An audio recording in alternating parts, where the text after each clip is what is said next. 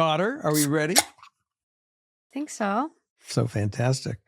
Hi, everybody, and welcome to this week's episode with Morgan and Dad. And Father knows something. I do know something. Something. Not a lot, but something.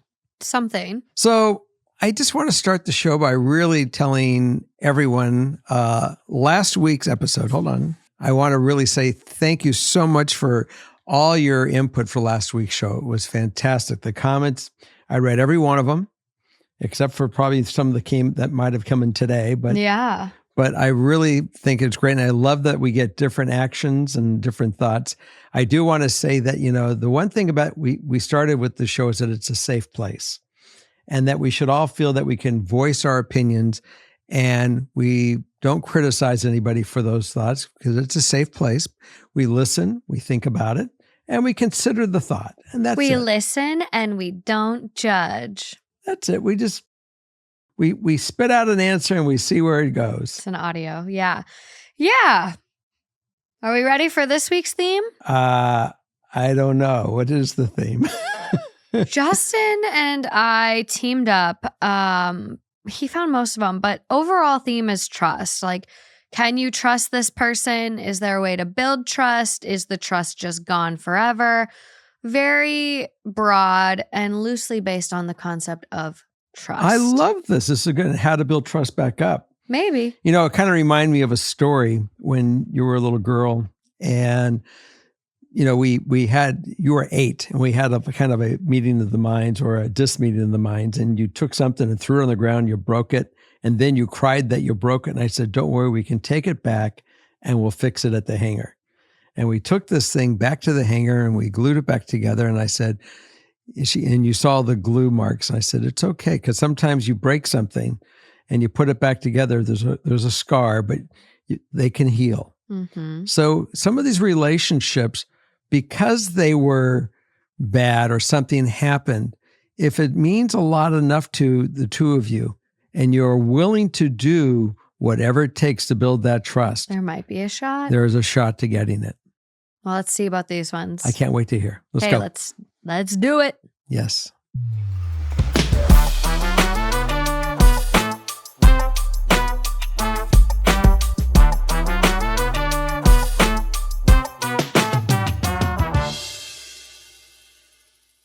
Story number one. Story number one. I think I may have a crush on my fiance's best friend. Okay. I feel like such a terrible person even typing this out. I've never had a crush on someone while committed to someone else. My fiance, we'll call him John, and I've been together for 3 years. His best friend, we'll call Aiden, and I have known each other for about 4 years. Aiden actually was the one that introduced John and I to becoming a couple, because Aiden was with my best friend. That girl and I are no longer friends anymore because she has done some really hurtful things and would use me constantly. About 3 weeks or so ago, I started getting fed up with John. He always makes these mean and triggering comments to set me off and then claim that they're jokes. He has made comments about my body and has made comments about what I do at home as a stay-at-home mom.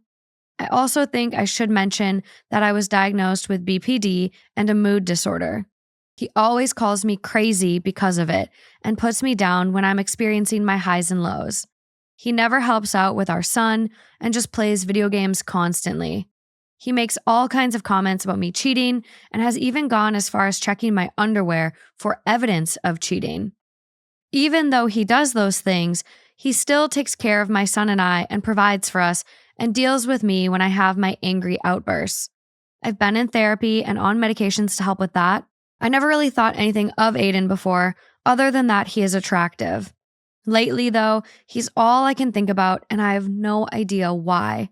I would never act on those impulses, even if I did separate with John, because I know it would hurt a lot of people.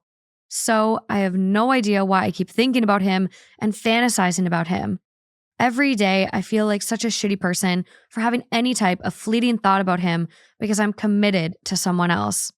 I love John and I want to be with him, but I don't know how much longer I can take it. I'm sorry if the writing is awful. I'm just spilling out everything that has been on my mind for the past 3 weeks. Man, this is a tie of last week's show, next week's show, and this show. It actually, next week's theme is crossroads. And this could have gone in that one as well. Or last week. It's everywhere. It's everywhere. So it's a tough spot to be in. Let me just kind of hit it from from right where the heart of it is. Okay. The heart of this thing the way that I see it is that you are having a relationship issue to start with. Forget Aiden. I mean, if everything was perfect with John and John wasn't being negative and John wasn't, trying to humiliate you and do things that are not nice, who knows if you'd ever even think about Aiden? You might be very balanced at home with John. So your first step is to deal with John, not worry about Aiden, because we don't even know if Aiden even knows that you're breathing or that you that you have a heartbeat for him. He's really out of the picture still. And before you can reach out to anyone else, you have to solve the solution of John. And how do you do that? I think counseling, number one, because you guys are definitely having an issue and you have a child together, it sounds like. So with the child together, it might be worth the investment of time and patience and soul searching to see if you guys can really sit down and see what it's really worth to you. The fact that he is checking your underwear to see if there's evidence of an affair, that's probably projections and stuff that he's done. Maybe I'm wrong, but when I watch a lot of shows, and that's what the writers always put in there. It's a bit concerning. So it's something to be really, I guess therapy can bring all this stuff out and you can find out the truth. The most important thing is the truth. And if you can go to John and really get him to say, John, we're adults. We are in this thing for either another 24 minutes or another 24 years or more. So why don't we just level with each other in every factor of what truth is? That way we can really deal with our relationship and we're not going to, have something get buried and get worse and all of a sudden it's an infected, thorn under the skin.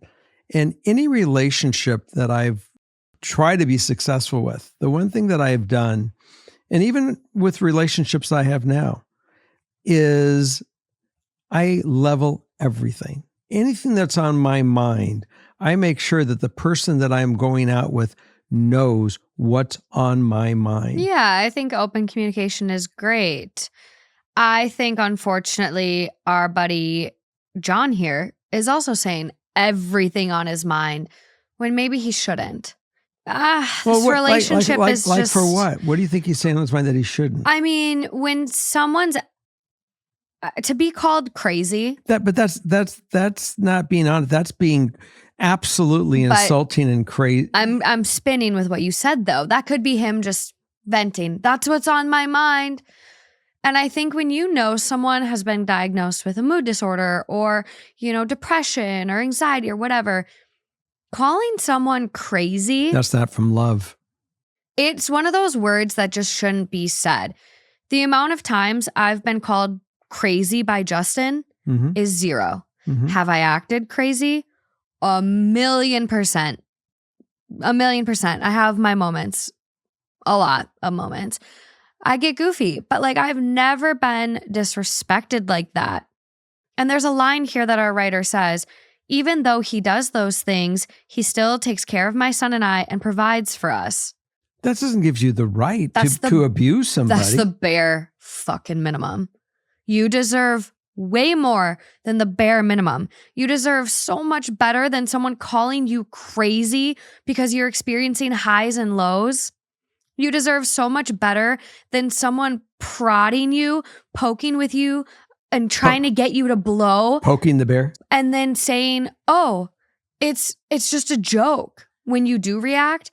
That's not love. That's not respect. That's not what a healthy relationship should be. And I think the reason you have a crush on Aiden is because you're so deeply unhappy in your relationship that you're projecting what you want. It might not even be Aiden. It just might be a nice person that treats you with respect and love. And that's what Aiden does. So that's why you're looking to Aiden with rose-colored happy goggles because you're not getting that. So my idea of going for therapy and trying to really bring down the honesty and with, I've always said when you have a discussion, have it with rules. You don't think that's part of the game anymore. I mean, if our writer really wants to, they've been together for 3 years. They have a child together. Mm-hmm. I would assume it's his child. If it's not, I would kind of run. But if it is his kid, like you guys have a long road together of co-parenting. So getting, therapy and getting on at least a level that you can communicate together might be good to consider before separating. That's a great beginning. And then if it rolls into separating, at least you guys have done it with rules. Yeah. But you got to communicate with honesty, but also with rules of being loving. Kind. I mean, just the bare basic level of kindness. And you don't deserve this. Like everyone has their highs and lows, but to be prodded and called crazy, I mean, we can all act crazy. And I don't know why that word it's very triggering for me. Mm-hmm. I just think there's other ways to it's talk to people and it's negative. Show respect. It's a horrible thing to say. It really is. I don't know. It's goofy, but ideal outcome. My ideal outcome is to work things out with John.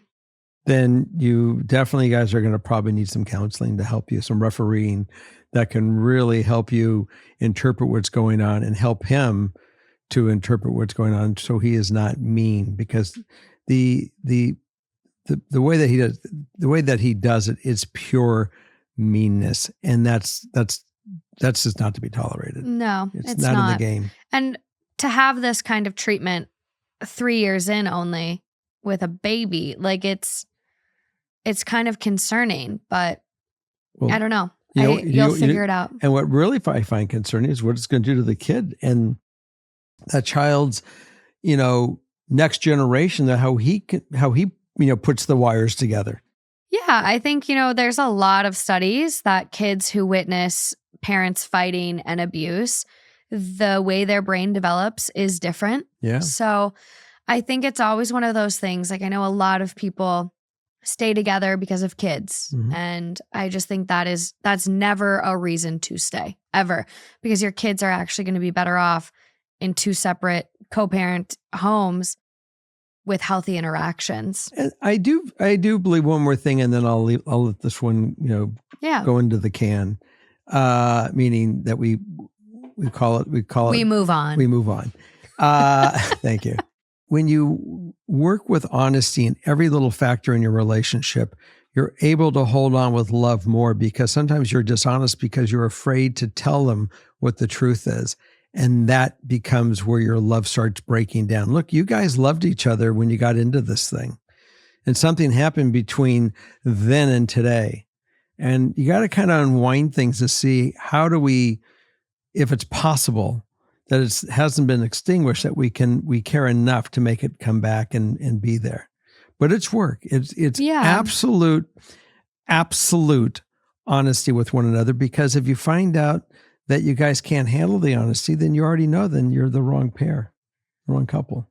Yeah. I mean, honesty to a certain degree. I think, we all have moments where you might think like, oh God, blah, blah, blah is being so annoying today. Like, obviously you don't have to share everything. And if you have a partner where you can't even share small things, if you can't be honest with them on, a base level, then that's concerning. Why? Are you scared of them? Are you scared of a reaction? So you have to ask yourself those things, but keep us posted. We do have an update form in our description of our episodes, so please update us. But moving along. Okay, let's go. Number two. My boyfriend is starting to have more female friends, and it's bothering me. My boyfriend and I have been together for over 3 years. We've had some issues with him looking up girls and having exes' nudes. But recently, I noticed on his Instagram, he was friends with one of his female coworkers.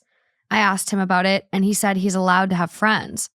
Which he's right, but because of what's happened in our relationship, I don't trust him or trust the friendships. What's happened in the relationship? He's friends with one of his dad's friends' daughters, and they were messaging each other.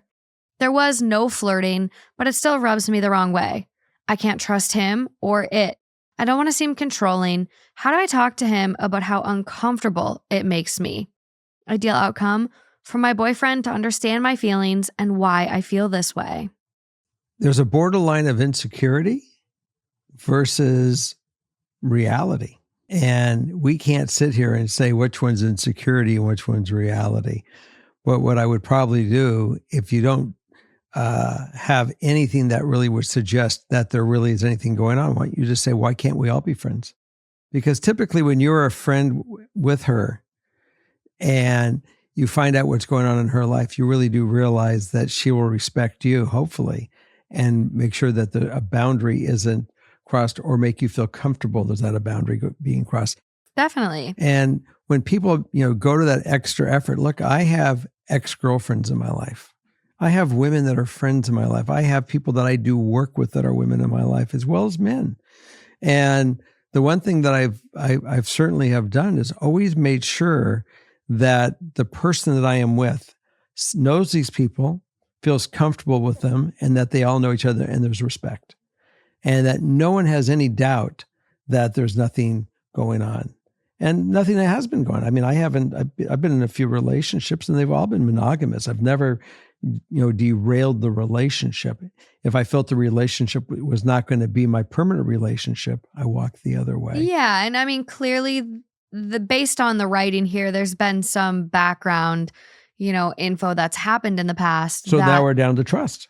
And that's the thing. My boyfriend and I have been together for 3 years. We've had some issues with him looking up girls and having exes' nudes. The trust has already been broken. Mm-hmm. And it's a matter of, can you get that back? Not without him wanting it and the trust, and where he'll say, something, I don't need to have my ex's nudes in my phone. Yeah. I mean, I've had some guys I've dated, and I was thinking about this today for this theme. I've had some people I've dated where I couldn't trust them. I initially did. The trust was broken. And after that point, I could never trust them again. Dated for a year after they cheated on me, and I forgave them and we stuck it out. But I at least could never fully get that trust back. I was always looking over my shoulder, waiting to get another message from someone. And I did. I think when it's right, you don't have that insecurity. Mm-hmm. Maybe initially, because I think with Justin, I was kind of like, he's a good guy, right? Like, until they really show their true colors and you learn by the proof in the pudding, so to speak, you kind of have some doubt early on. But after that, after especially 3 years, I think you kind of know who you're with. And if you can't trust them after 3 years or can't get that trust back, I think you're kind of mismatched. Mm-hmm. You got to call it a day. But, if you do stick it out and want to build that trust back, that's going to take two, as you're saying. Like, there needs to be some inclusion and being like, hey, no, these are coworkers, they're friends. Come on out with us, grab drinks with us sometime. Come hang out. We're going to do a game night. But if he's not including you and he's excluding you, it's kind of a red flag. You got to really find out, and they really need to be honest. What do they want? And really just say, tell me what you want, because I only want really what we both want. Yeah. And if you feel any reason in the world that this relationship isn't what you want, just tell me now. And we can easily just unwind things and we can do it responsibly. And sometimes better than being cheated on. And sometimes that's really a hard thing for people to even still admit. But you got to really come up with the reality. You can't stay together because of codependency, but the fact that you really do truly, truly care. Today, I was listening to a funeral of a rabbi who died at the age of 92. And I heard it, I listened for a 2.5, I think it was like a 2-hour funeral. It was long. Wow. But this guy was amazing. And the love of his life was his bride, who he asked her to marry him 5 days into the relationship after meeting him. Some people would call that love bombing. And they were together. Those love bombs were together for 60 some odd years. Wow. And they talk about how even, and a friend of mine was a relative of this person. And he wrote love letters to her all the time. And he posts love letters on Facebook to her. Facebook? On Facebook. He kept it up for quite some time and then even got with technology. Wow. He did until the day he died, which was 2 days ago. It was an amazing guy. You can certainly look up his funeral, Alvin Sugarman from a synagogue in Atlanta, Georgia. Amazing funeral. Something that was inspirational about love and about communicating with people. And I was truly, it made a difference for me. So yeah. Anyways, we now can move on to number 3. Number 3. One of this week's partners is Apostrophe. Maybe this is just me, but my skin can really make or break if I'm feeling confident or not. And the one time that I tried the snail mucin stuff, it just didn't work. And my skin was peeling for a month after. So don't be like me and try what's going viral. Start feeling confident in your skin by getting the expert care it needs. Whether you're dealing with acne, signs of aging, or dark spots, Apostrophe helps you get access to the right treatments for your skin. After my snail sludge breakout, I was able to go on Apostrophe and get amazing guidance on what I should be doing for my skin. And it was so easy. Fill out a brief questionnaire. All the medication gets sent to your door, but your skin is going to thank you because you're not throwing a hodgepodge of things on it. We have a special deal for our audience. Get your first visit for only $5 at apostrophe.com/FKS. When you use our code FKS, that's a savings of $15. This code is only available to our listeners. To get started, just go to apostrophe.com/FKS and click Get Started. Then use our code FKS at sign up and you'll get your first visit for only $5. Thank you, Apostrophe, for sponsoring this episode. What number? We're going to go to number 3. Number 3. Hey, Dad, Morgan and Justin. Paige here. I met Morgan, Justin, and Lauren at the Seattle show. Hello, Paige. Hello. So my fiance, 29 male, and I, 29 female, have been together for 3 years. Well, where do I begin? Last night, my fiance, let's call him Todd, went out to a spiritual ceremony. He's very spiritual. I know these can run late. At 12:40 a.m., he texted me telling me he was on his way home. I fell asleep. He woke me up getting into bed at 5:30-ish a.m. That was quite a bit of spirit. So I was kind of grumpy from being woken up, but he told me he and another person ended up talking and vibing out, so they went and got tea at a 24-hour McDonald's. He did not tell me the person was a she right away. We have amazing communication and lots of trust. However, I'm truly struggling with this. This just happened and I'm not happy about it. The fact he was up all night talking with another female who he said, quote, they just vibed so well and talked so much about philosophy, spirituality, and life. I asked if he had mentioned that he had a partner at home, to which he replied, no, that never came up. Big no-no for me. So it's early morning. I'm just like, I'm not happy. This looks bad on you. He did get a little defensive. Mind you, his friends have all failed as friends lately. My dad just lost his battle with cancer in September. They were very close, and no one has cared to check on him except me. He feels alone and depressed. I understand this, so I also understand the feelings of being listened to and given the attention and time to have a genuine conversation and connect with someone. So I am not trying to let this get to me. However, I cannot help but feel like this was wrong and it shouldn't have happened. If the tables were reversed, he would be pretty upset, especially if I dropped that it was a male that I had just vibed with so well I lost track of time. I did tell him that 1% insecurity is telling me to ask if he cheated, to which he responded, ew, you can smell my dick and hands. I promise nothing happened. He is not the cheating type, but he has had issues with sex addiction that he worked through with therapists and going to Sex Addicts Anonymous. This was before me. It has not been an issue in our relationship. I'm just really depressed and insecure lately, and losing my dad has really messed up my world. I was a daddy's girl. We did everything together. So I'm extra sensitive right now, and I just can't get rid of the nagging feeling that I need to sit him down and reestablish boundaries because he did cross them. Ideal outcome: to not blow this up. I'd like to work this out and stay together for sure. So does she say, hey, is this a person you want to have as a friend? And are we going to all be friends? I mean, if we are friends, let alone a couple, and you want to have this person in your life, don't you think we should all be in each other, be friends and get to know each other? Because if you like her, I'm sure I'll like her too. And see what happens. And and read that answer. I mean, look, unless you have a real reason to believe not to trust him, let's put him at the point where we can trust him. Have him do the work to really make you feel comfortable. You can even be honest and say, I'm not comfortable. Can you get me comfortable here? That's what I'm asking. I understand taking the opportunity to make a new friend. Maybe he didn't know this would be a boundary for you, or you would find this inappropriate or whatever. It's interesting that he was from 12:30, oh, be home soon. And then all of a sudden it's oh, whoa. Okay. No, I'm at McDonald's. I'm there for 5 hours. And somehow in that 5 hours, it doesn't come up that I have a fiance.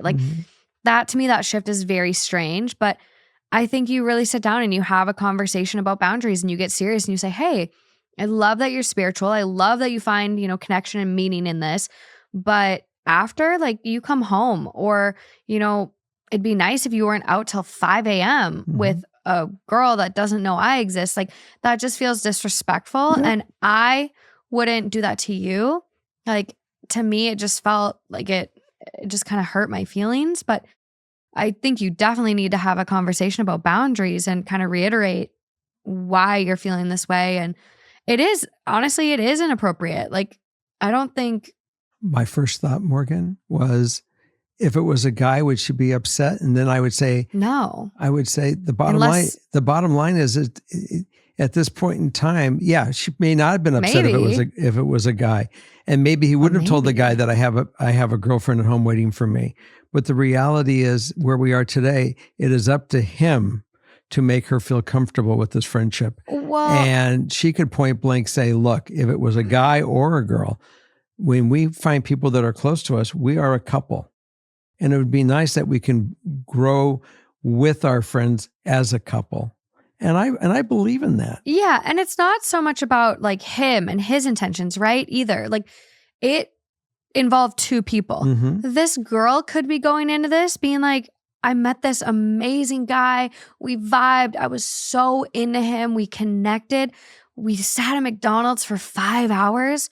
She could have considered that a date. How about this one? And it never came up that he had a partner. Wait a minute. And she's talking to her girlfriend when she gets home, and she goes, and is he married? He didn't mention anything. Exactly. It's not just the fact that what Todd did was inherently wrong. It was the fact that he didn't communicate with this other person and I have a fiance, or I mean, I don't know how it doesn't come up in 5 hours. Right. You're connecting. You're becoming great friends. So I understand why you're upset. Completely valid in that. And it is you want to trust him. You obviously, there's some history there with, sex addiction, and that's valuable context. We do have a little bit more info that I'm going to get into, but, given all that, obviously you've been together for 3 years. It's a decent amount of time and you want to trust him. So when something like this happens and it kind of pokes a hole in that trust, he's got to make it right. You've been holding out on us. There's more. Yeah. Why do you do that? Well, I got to make sure we address things first. Oh God. So additional info, we asked, is there anything else? Yes. In our first year together, he had a girl best friend and she was not genuine. She wanted him and she didn't like me. It got to a point where if she was brought up, I'd get visibly annoyed and bitchy. So he fucked up. He stopped bringing her up and stopped telling me when they were hanging out. So essentially, he would lie to me about going alone on a hike when in fact, he was meeting her for a hike. Bad. This happened once to my knowledge, and I did find out through her story. So it blew up, and I never told him he couldn't be friends with her, that he just has to be honest about them hanging out. He panicked and told her he couldn't be friends with her because I was so upset. So I lost it and I said, no, I didn't tell you not to be friends with her. So he messaged her again saying he misunderstood me and that they could still be friends. Well, let me tell you, the storybook novel I received from her, which then had me change my mind and told him if he chooses to continue this friendship, that he would be doing it single as well. Mm-hmm. That if he thinks being friends with someone who blatantly and harshly disrespects your person after you told them not to, it's just fucked up in my opinion. So he did end that friendship, but he also deleted all their conversations, which made me uncomfortable. Well, it's gone. I also think here's where trust and having faith in your person gets really tricky, right? It is hard trusting people. It is hard wholeheartedly believing people at face value what they're telling you. But the bottom line is you cannot get through life with another person if you don't trust them. And so having to read conversations to believe them or, check on them or follow them and see it with your own eyes and, whatever, that's not sustainable for a lifelong, long-term relationship. There's gotta be a little see no evil, speak no evil, hear no evil. I don't know what I'm trying to say? You gotta have some faith. And so with this, we go back to radar, Morgan. I think, there's some communication breakdown here. And I really think you guys just got to get on the same page of I am okay with you having female friends or, friends of different genders, but it's the communication. I just want you to be open with me. It's the only way it's going to work. And I don't want to feel hidden. I don't want to feel like you're going on a date to McDonald's until 5:30 a.m. and this person doesn't even know about me. That's inappropriate because what you're sending to her is that you're available. Anyone that has a fiance at home doesn't go to McDonald's on a date with a girl until 5:30 in the morning. You're sending signals that you're available, and that's not appropriate. Again, pay attention to your radar. Mm-hmm. And when they lie to you, they're fucking up your radar. You got to make sure if these people that have dropped the ball in the past, even when you start a relationship and you have an issue with it, say, I've had issues with trust.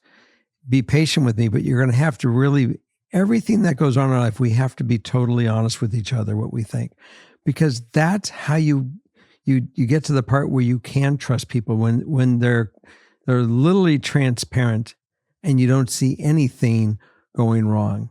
And the first time you do see something that's AWOL, you can say, why do I feel AWOL on this one? Can you help me with it? And then if they care, they will. If they're defensive and they're assholes, you know that they're guilty. There's a problem. Yeah. Pay attention to your radar. Pay attention. I've been very fortunate. The last relationships I've had, honesty was not the problem. Yeah. And that's what you got to make sure. Honesty is not the problem because that is the easiest problem where you can start getting big problems. It makes cracks. It does. And once those cracks are formed, it's easy for things to just keep breaking apart. It's tough. That's why it's just you don't have to hide things from me. And some people do. I've gone through this, me and Justin have been together for 6 years now. And there's been times where he was like, well, I just didn't want to tell you because I didn't want to make you upset. And it's no, you have to tell me because I get more upset not knowing or, when it comes up, then I'm left in the dark and I feel stupid. It's just tell me. Right. It never pays to protect other people's feelings. Mm-hmm. Everyone's an adult. Let people make decisions on their own. Let people react. And, if you get a bad reaction and it's a reaction you can't work through, then there's an answer. We're just not a match. We're not aligning, but give people the decency of honesty and making decisions for themselves. There you go. Moving along. Let's go to number 4. Another one of this week's partners is LinkedIn Talent Solutions. Growing your small business is hard, and hiring, I think, is personally one of the hardest parts of having a small business. A good hire and a bad hire can honestly make or break you. Customer service, reliability, sales, everything. But that's where LinkedIn comes in. LinkedIn has the strongest hiring data and insights to help you identify the right candidates. So you're going to make the best hiring decisions for your business and its unique needs. needs. You're already wearing so many hats as a business owner. The last thing you want to do is spend unnecessary time and energy on hiring the right person. LinkedIn is also going to find you candidates that aren't even actively applying places. There's 171 million members on LinkedIn who are open to new opportunities, but not actively looking. So hire smarter in the new year and find your next great hire on LinkedIn. Post your job for free at linkedin.com/expertise. That's linkedin.com/expertise to post your job for free. Terms and conditions apply. Link is also in the description. Number 4. Hello, family. I'm really struggling right now with an insecure attachment issue. Unfortunately, me and my boyfriend of literally almost 5 years have broken up. I am completely broken inside about it, and I have no idea how to move forward. I know that a lot of our issues stemmed from me being insecure and always accusatory about cheating, but I never expected it to come to this. This person felt like my soulmate, but I started to feel distance the past few months. My heart hurts, and I have no idea how to navigate. I saw this person daily and spent so much time together, so I'm unsure what to do now. Please help me. She started to feel insecure. Why? That's the first thing. Was there something real there that somebody wasn't being honest, that her radar is going off? And all of a sudden, because the radar is going off and they're not getting through it, then he's like blaming her for being accusatory. Maybe she is just being insecure, but maybe there's something more, that this was just the way of breaking off the relationship because he couldn't deal with being accused of something maybe he was guilty of. We don't know.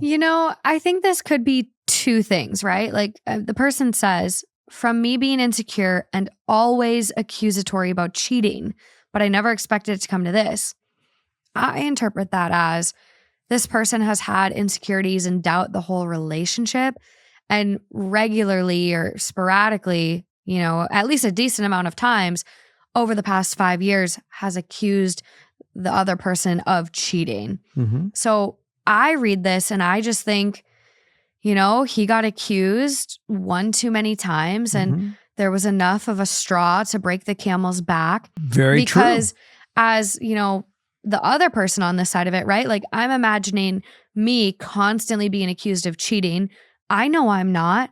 I know I'm not giving a person a reason to doubt me, but I can only handle being accused of cheating for so long, so many times before it's no matter how much I love that person, it's not worth putting up with. So here's the way I see it. Either way, it worked out for that couple not to make it, and they both moved on, because if he wasn't cheating, then she couldn't deal with, she was too insecure for him to have a real relationship with, and he couldn't satisfy her ability of not getting secured.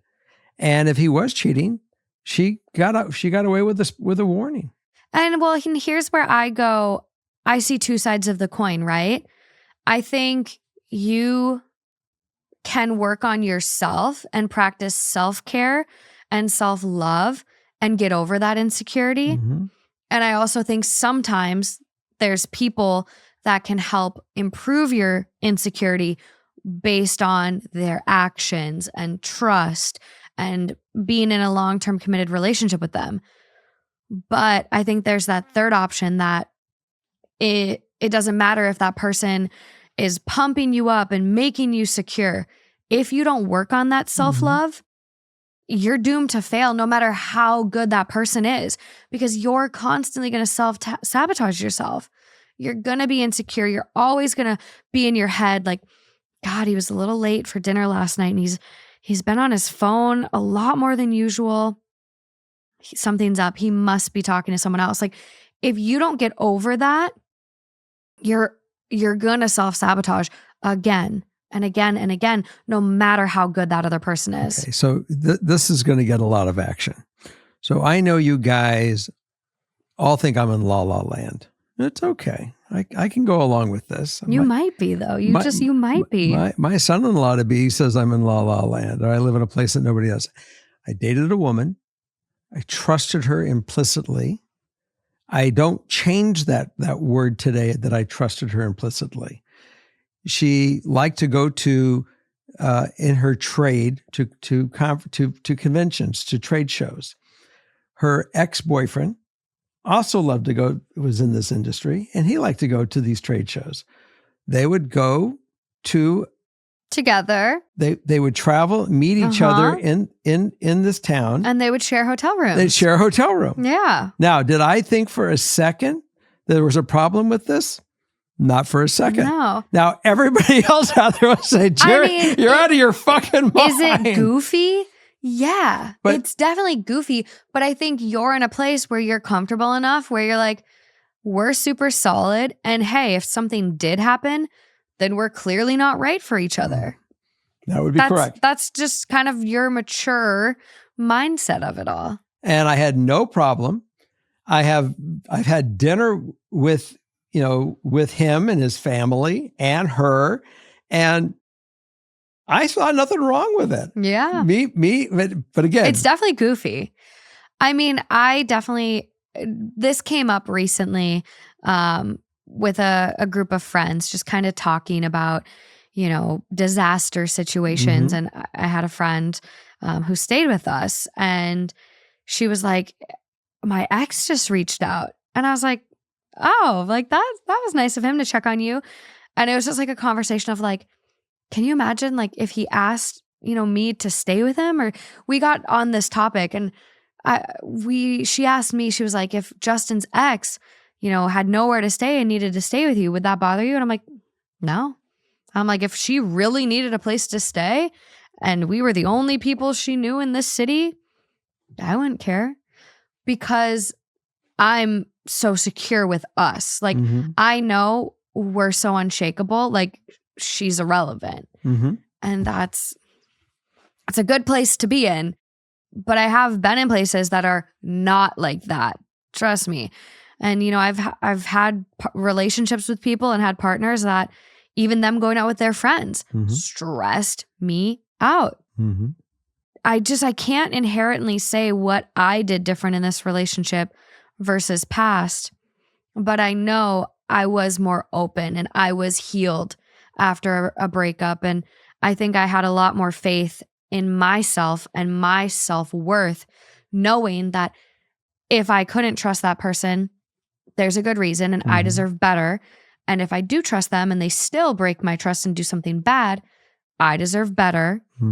And I think with this one, there's just some self-love and some self-work that needs to be done. I think that also Justin has you guys have a line of communication that prevents any of that nonsense.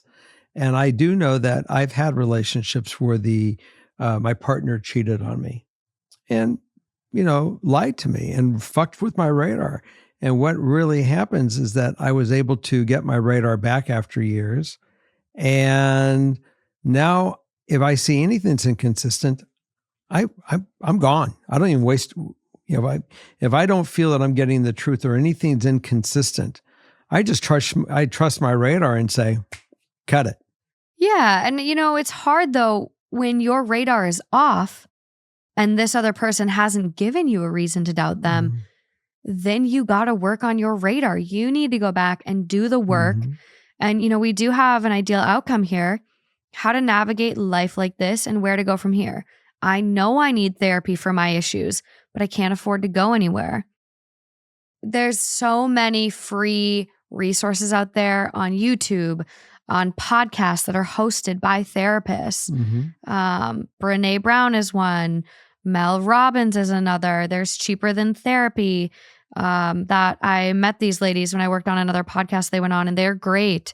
So there's so many resources out there nowadays that you don't have to go to therapy.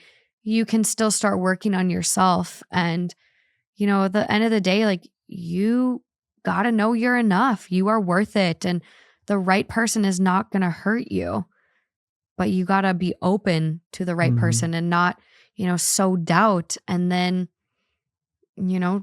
self-sabotage your relationship by accusing them of cheating. Like, you're worth it and you deserve love.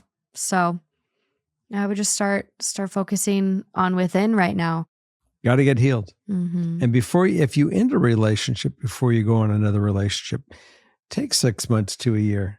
It's okay. I know there's some people that like, the right person popped up 30 days after and we started dating. Like, that's amazing. But for me, I needed the time to heal and find myself. I was single for about 3 years between a serious relationship and Justin. So I needed that time. Yeah. And a lot of people do. Even my relationship of last, I broke it off and I still took 8 months before I started really going out again. Yeah. You've Feels got good. you got to be healthy, even if you did it, and just focus on other things and worrying about dating. And then when you start getting back into it, at least you're a little more, healed and able to receive that person fully and give them the opportunity of really getting inside of you to feel you. Well, and one last thing before we move on. Like, Okay. this person does say here, this person felt like my soulmate. And I don't want to say like this is the end. Like, if you were together 5 years, there's clearly love there, but get it together then. Take the next 6 months to work on yourself, address your issues, and then maybe you'll reconnect. But like, you got to work on yourself before you can really get back into something serious. For anybody. And do it for yourself, because having those feelings of insecurity and worry and just spiraling in your mind because someone isn't texting you back or they're taking longer to get home or what, like, it's torture. It is a form of self-torture. And, if you've been like this and you've been doing this to yourself in every relationship, the past 5 years and the 5-year relationship before that or whatever, like, you've trained your brain to respond like that. Like, you get something is happening in your brain that you almost get off on that self-sabotage and that spiral. So it is going to be work to change it, but you will be so much better off if you can address it. But okay, number 5. Another one of this week's partners is Quince. Whether you just want to feel good in the clothes you wear or you're missing pieces to kick off spring, Quince is going to be how you refresh your wardrobe. These are going to be pieces that live in your wardrobe for years to come. The quality you get with Quince for the price is unmatched. And let's talk price. All of Quince's pieces are priced 50 to 80% less than similar brands. And we put that to the test with Justin's jacket over here. How good does he look? We were on the hunt for a suede jacket for weeks. By shopping at Quince, we saved 71% on this jacket. How many compliments have you gotten on that thing? A lot. What do you love about it, though? Looks though? good. It feels good. It has that luxury feel. Even feels more luxurious than some of the luxury brands. I'm going to have this for a long time. So upgrade your closet this year without the upgraded price tag. Go to quince.com/FKS for 365-day returns plus free shipping on your order. That's QUINCE.com/FKS to get free shipping and 365-day returns. Quince.com/FKS. What number? 5. Number 5. Hi, Dad, Justin and Morgan. I love both shows. Thank you for creating such a thoughtful and supportive space. My heart has been incredibly heavy lately, and I'm in desperate need of clarity about a situation that's been weighing on me. I'm a 41-year-old mom of 3 children, and I've been married to their father for almost 20 years. My concern is with our oldest, a 15-year-old son.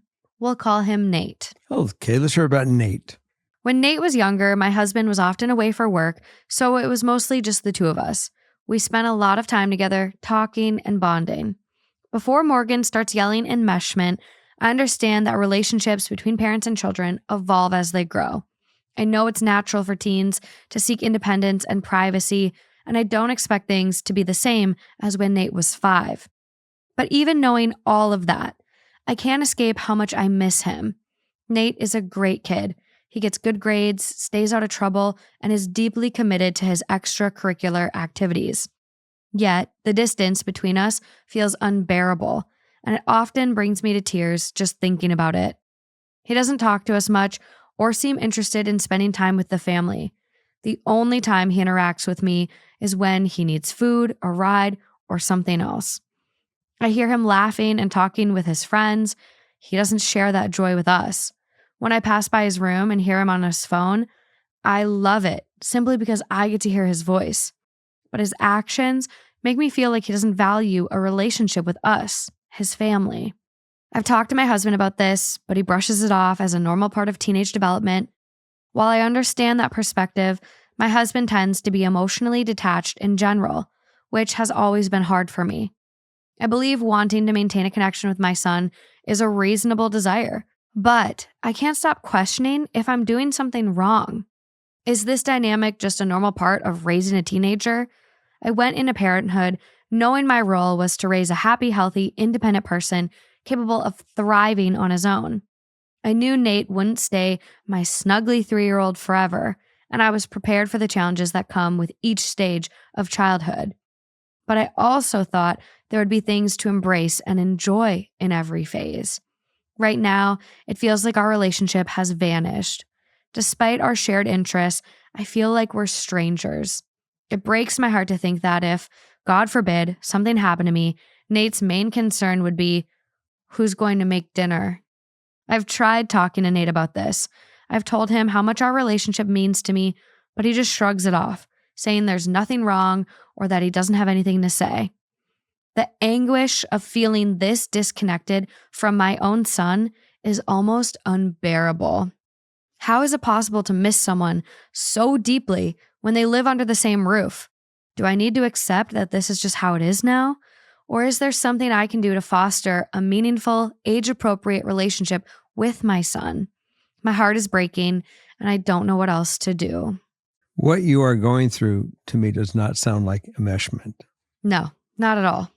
But what I do see is that because he's being a teenager and everyone just says, he's just a teenager, it's just a phase, and that doesn't mean you have to allow it to continue that way. I think that you need to partner with your husband and really go into some family dynamics to do things together to really connect. So he really appreciates the love and is able to focus on your family unit.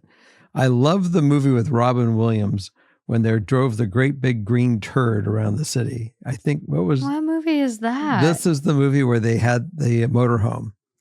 Is it literally called RV? RV. So, oh my God, Josh Hutcherson is in there. Fantastic. Oh, the guy from Hunger Games. So the movie RV with Robin Williams is a perfect example of this. And there are many, many different, pieces that have been created to honor, this misery. I went through with Matthew. I dated a woman that had a 15-year-old son at the time, and it was difficult. And they're not always always into doing things that are not hazardous to their health. I will say that to say the least. So, sometimes we're lucky we get them back. Sometimes we're unlucky, we don't get them back. So you can't just take your husband's thought that, hey, he's just a teenager, it's okay. No. It isn't. So definitely I would plan some family outings and time with him that we say, guys, we're a family and we're going to do this. This is not enmeshment. This is the fact that you really do need to let them know that family is number one. And there's a responsibility to our love of our family. I have a fellow that I've met recently at the airport because I like, we all know that I like to get involved with airplanes. And there's a kid who's 15 years old and he's learning to fly and he's very responsible and he's very connected with his parents and he's a good kid. Mm-hmm. They're out there. Yeah. And it's about the parents on some of the stuff that they work as a team to create these people and to help them see what is right from wrong. Well, and I don't want to imply with that, that our writer is doing anything wrong. I do genuinely think this is just teenage attitude. There is a little more info. When I first noticed this type of behavior, he was around 12. I don't know if it's his phone and social media playing a role. I fear if this does not improve, he will move out after high school and we will never have a relationship. I fully expect him to put his wife and family first if he decides to marry when he's older, but I still want a relationship with my son when he's an adult. Yeah. And that right there, I know you're not enmeshed, because you would never want your son to get married or have a family, and you definitely wouldn't want him to put them first. So don't think you're wrong for your feelings at all. My experience and what I can talk on is, what I went through with my mom. And I think kids do go through a phase of trying to establish independence, and they get, on the other end of the spectrum to try to get a little, they just go crazy. And I was definitely that kid. I, closed off and did my own thing. But me and my mom had horseback riding. And, despite me wanting to be independent and not being, the same cuddly, sweet kid I was, we always were able to reconnect over horses and going to horse shows and, getting up at 5 a.m., hauling 3 hours and competing. Like, that was our thing. Honestly, it probably is the phone. It probably is social media. Mm-hmm. It's probably being a teenager. It's all of that. But I think there's got to be 1 day a month or 2 days a month, phones go in a basket, and we all hop in the car and we go to a trampoline park, or we go to the zoo, or we do something. Like, camping. He's 15. He's probably going to pretend like he's too cool, but he's not too cool for that shit. And it's, it might be forcing it, but it's like, hey, that's the rules. If you want a phone, if you want privileges, if you want to use a car when you turn 16 and have that freedom and that independence, it means buying into the family. And also, that is what you have to do for those things. And also work. Yeah, he should get a job. It doesn't hurt. No. Having a job at 15, 16 was the greatest thing ever. And it was tough to get you guys to do it. Matthew was almost impossible. It was not tough to get me to do it at all. Matthew. You said you guys. Don't rope me into that. I was begging them to hire me at Perkins. I wanted my own money. Yes, but you didn't want to crate dishes. No, I didn't want to be a busser. I was so scared they were going to make me a busser. I just wanted to be a host. You were funny. Well, I wanted to be a server, but you had to host first. And I quickly proved myself. Yeah, she would never do dishes. I didn't want to touch food. It makes me just gag, guys. Today. I mean, I can't touch and cut up chicken, because if I cut it up, I can't eat it. Certain textures, like instant, like if a banana's too ripe or not ripe enough, I'm special. We'll get you some self-help tapes on this. I need some as well. Me, procrastination and burnout are mine right now. So if anyone's got good burnout tips, send them my way. And my final thing is I'm going to reaffirm your husband's your partner, and he's got to get very active. And that's got to be addressed. And if you guys need to get some counseling on how to really do this, then maybe you guys got to start there and then come back and implement it with your son, because he's 15. You're the adults. You're the parents. Yes. You guide the corral. And life is short. I mean, he's 15. He is going to college or somewhere likely in 3 years. Like, you really have 3 years to enjoy this and get that relationship back a little bit, because after that, like, I will say, like, we do come around. You go to college, you still kind of battle with your parents. And after school, I think when you feel like you're truly an adult and on a level where you can be on a similar level, you do come back. So have trust and faith that you've raised a good one, but I think you can still work on it right now. And your husband's extremely important to be involved. He's got to buy in. No more of this emotional distance and checking out. Like, you got to buy in. He's got to be involved with his son. Yeah. No doubt. Well, but keep us posted, please. And keep those cards and letters coming in, meaning make the comments. Yeah.